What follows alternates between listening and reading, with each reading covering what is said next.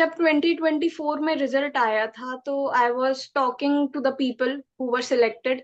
तो उन्होंने मुझे बताया था द हिस्टोरिका के बारे में, और द हिस्टोरिका से काफी सारे बच्चे सिलेक्ट हुए थे जेएनयू। पर अच्छा। कॉलेज में मैंने कुछ भी नहीं पढ़ा था। Was depended on the sources that were provided by the course, hmm. The PPTs, the notes, the marathons. तो मैं यही बोलना चाहूंगी कि मेरा सिलेक्शन नहीं होता अगर मैंने कोर्स में एनरोल नहीं किया होता। तो इनफैक्ट मैंने विष्णु सर को एक साल पहले, अच्छा। पर अब फाइनली मैं जेएनयू जा रही हूँ और मैं बहुत खुश हूँ। नमस्कार, स्वागत है आपका द हिस्टोरिका के इस ऑनलाइन लर्निंग प्लेटफॉर्म पे। और आज हम जानेंगे कि कैसे स्टूडेंट जो महीनों तक सपना संजोते हैं जेएनयू जाने का, और जेएनयू जब उनको रिजल्ट में आ जाता है, जब दिख जाता है, तो क्या उनका रिएक्शन रहता है, क्या उनका जर्नी रहा है। ठीक है, तो आज हमारे साथ रोली जुड़ी हुई है। तो रोली, सबसे पहले आपका स्वागत है द हिस्टोरिका के इस चैनल पे। Thank you sir, thank you for inviting me for the interview. हाँ, ठीक है। तो रोली जो है, वो आप देख रहे होंगे कि इनका जेएनयू में ओबीसी में रैंक 11 है। और रोली अब जल्द ही जेएनयू जाएंगी। तो सबसे पहले हम जानना चाहेंगे कि रोली का एक छोटा सा इंट्रोडक्शन, और उसके बाद हम लोग बातचीत करेंगे कि सीयूटी में इनका प्रिपरेशन जर्नी कैसा रहा, कैसे इन्होंने तैयारी की, क्या क्या चीजें इन्होंने यूज की, क्या क्या मटेरियल्स, किन किन प्लेटफॉर्म को, और ये सारी चीजें। ठीक है, तो रोली सबसे पहले आप एक छोटा सा अपना इंट्रोडक्शन दे दीजिए। सर, जैसा कि आपने कहा, मेरा नाम रोली सेन है। मैं जबलपुर मध्य प्रदेश से हूँ। मैंने अपनी 10th 12th और ग्रेजुएशन इधर से ही किया है। मैंने अपना ग्रेजुएशन सेंट अलोयसियस कॉलेज से किया है, जो जबलपुर में ही है। हम्म। और मुझे 12th के बाद भी बाहर जाना था, डीयू जाना था, पर मैं नहीं जा पाई थी कुछ कारणों से। अच्छा। पर अब फाइनली मैं जेएनयू जा रही हूँ और मैं बहुत खुश हूँ। वाह, नाइस। ठीक है, तो रोली, हम ये जानना चाहेंगे कि सीयूटी पीजी के लिए कब से आपने प्रिपरेशन स्टार्ट किया है। Sir, to be very honest, मैंने एग्जाम से 1.5 ईयर्स पहले ही एग्जाम को समझने की कोशिश शुरू कर दी थी। सिलेबस क्या होता है, हम्म। क्योंकि I was very desperate to out of my city to be at a better place, that is why.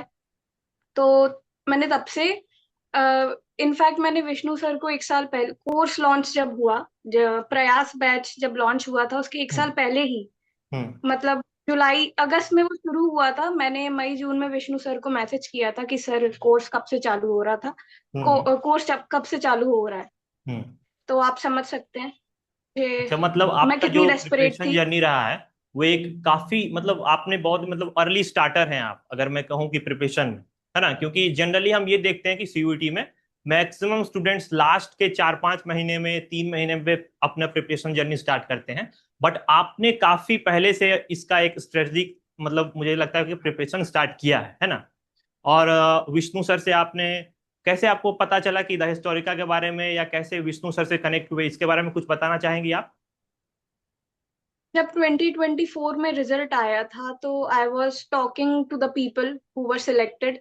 तो उन्होंने मुझे बताया था द हिस्टोरिका के बारे में, और द हिस्टोरिका से काफी सारे बच्चे सिलेक्ट हुए थे जेएनयू के लिए। हाँ हाँ, ठीक।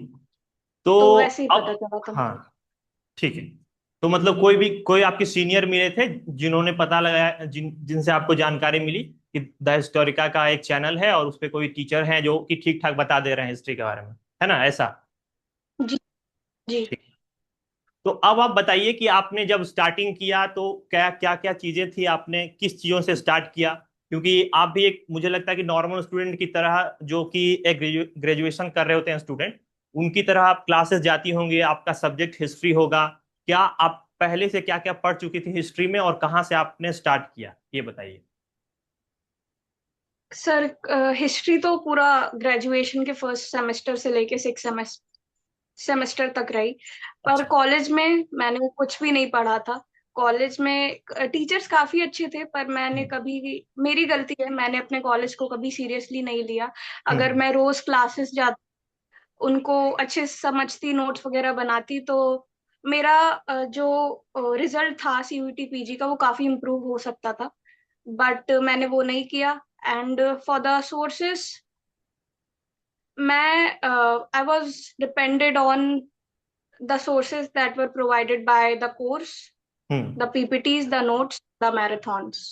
मतलब स्टार्टिंग से ही आपने कहीं भी इधर उधर कुछ बहुत मतलब खोज पड़ताल नहीं की, जो भी चीजें हमारे कोर्स में, है ना, कि जो भी चीजें हमारे कोर्स में प्रोवाइड की जा रही थी, जो क्लासेस चल रही थी, उसी को आपने लगातार फॉलो करते रहा, ये बोल रहे हैं जी आप? ठीक है। जी। पर अगर मैं बात करूं कि कोर्स एक बच्चे के लिए कितना इम्पोर्टेंट होता है, हम्म तो मैं यही बोलना चाहूंगी कि मेरा सिलेक्शन नहीं होता अगर मैंने कोर्स कोर्स में एनरोल नहीं किया होता। तो हम्म। जो मेरा सिलेक्शन है उसका credit I would say 60% course को जाता है और 40% मेरी मेहनत को जाता है। हम्म। ठीक है। कोर्स में जो नोट्स प्रोवाइड किए गए हैं और जो डेली क्लासेस होती हैं वो आपको एक डिसिप्लिन में बांधती हैं। तो मैं यही कहूंगी कि मेरे सिलेक्शन में 60% जो योगदान रहा है वो कोर्स का रहा है, वो हम्म विष्णु सर और बसंत सर के गाइडेंस का रहा है, और 40% मेहनत मेरी रही है। क्योंकि इट्स कि आपको थाली में सब परोस के दे दिया गया है, आपको सिर्फ वो खाना है। तो जो हम्म। इन्फॉर्मेशन मुझे दी थी मैंने उसको पढ़ा, रिटेन किया, रिवीजन किए, टेस्ट दिए, एंड सिलेक्शन हो गया।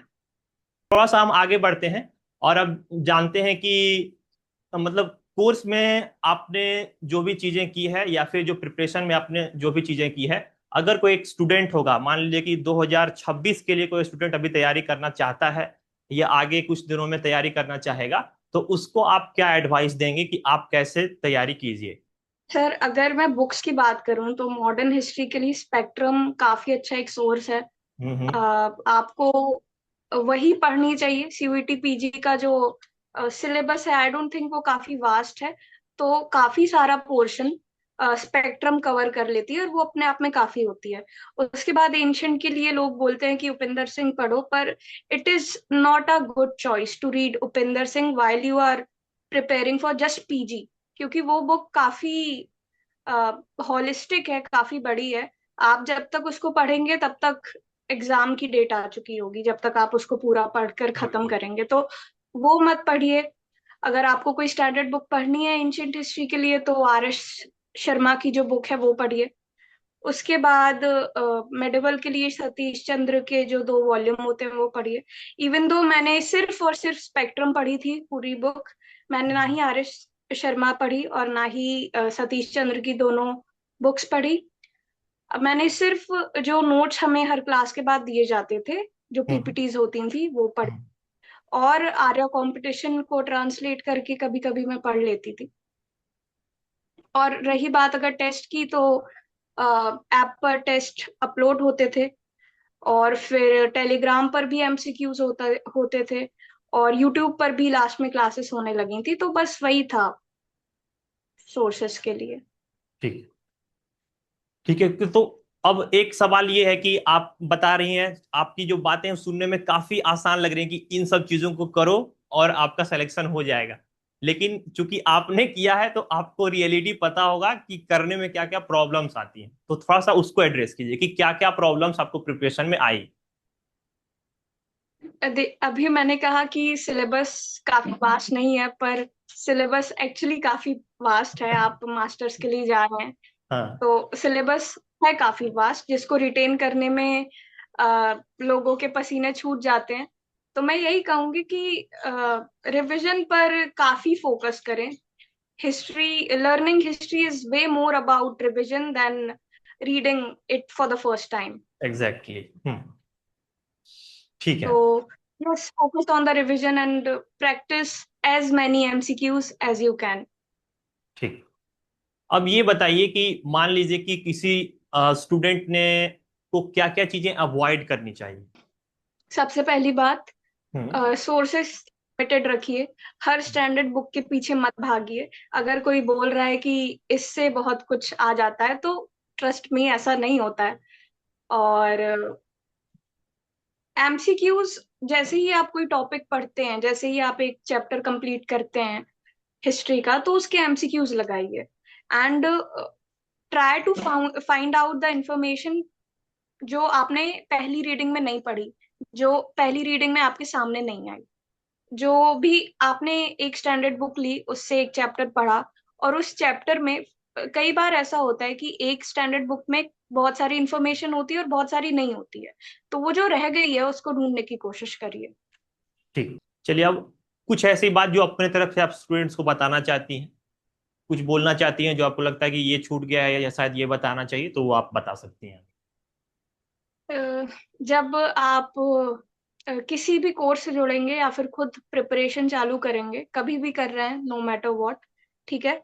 अगर आप बहुत शुरू से स्टार्ट कर रहे हैं, या फिर वैसे शुरू के टाइम पे तो ऐसा नहीं होता है, क्योंकि लोग उतने परेशान नहीं होते हैं कि एग्जाम आने वाला है, हम क्या करेंगे कैसे करेंगे। पर लास्ट हम्म। के 3 महीनों में आपको काफी अलग अलग टाइप के लोग मिलेंगे जो अलग अलग बातें करेंगे। आपको अपने मेंटर्स और खुद को जो सूटेबल है उसके अलावा कुछ नहीं सुनना है, किसी तीसरे इंसान का कोई ओपिनियन आपको नहीं लेना है। आपको अपने हिसाब से चलना है। और बहुत सारे लोगों की बातों में आके अपने सोर्सेस वगैरह बदल देते हैं, अलग हर जगह पे फोकस करने लगते हैं। तो ऐसा नहीं करिए। एकदम जो निशाना है आपका सीयूईटी पीजी, उस पे अपनी आंखें रखिए, हर हम्म। किसी की बात पे नहीं आइए। तो हमने देखा कि रोली ने अपनी सारी प्रिपरेशन की स्ट्रेटजी और कौन कौन से बुक्स उन्होंने फॉलो किया, कौन सा प्रिपरेशन उन्होंने फॉलो किया, ये सारी चीजें बताने के बाद रोली अब जा चुकी हैं जेएनयू में। जेएनयू के बारे में क्या एक्साइटमेंट है आप में, कुछ इसको बताइए आप। एक्साइटमेंट तो सर है, काफी एक्साइटेड हूं मैं। मुझे आज से 5 साल पहले ही चले जाना चाहिए था, जेएनयू नहीं पर दिल्ली चले जाना चाहिए था। पर मैं नहीं जा पाई, अब फाइनली जा रही हूँ। मैं काफी खुश हूँ, काफी एक्साइटेड वाह, हूँ। मतलब काफी लंबे समय से आप मैनिफेस्ट कर रहे थे कि मुझे उस जगह पहुंचना है ना। और मैं कहूँ हाँ। कि दिल्ली में रहने का अगर सबसे बेस्ट कोई जगह है तो वो है जेएनयू। ये हर बात हर किसी को पता है ना। तो अब आप वहां जा रही हैं, जी। ठीक है। बहुत बहुत बधाई हो आपको जेएनयू जाने के लिए। द हिस्टोरिका टीम की ओर से आपको बहुत बहुत बधाई हो।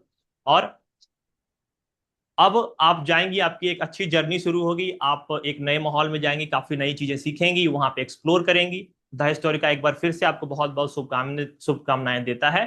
और इसी के साथ इस वीडियो को हम अलविदा कहते हैं। बहुत बहुत धन्यवाद।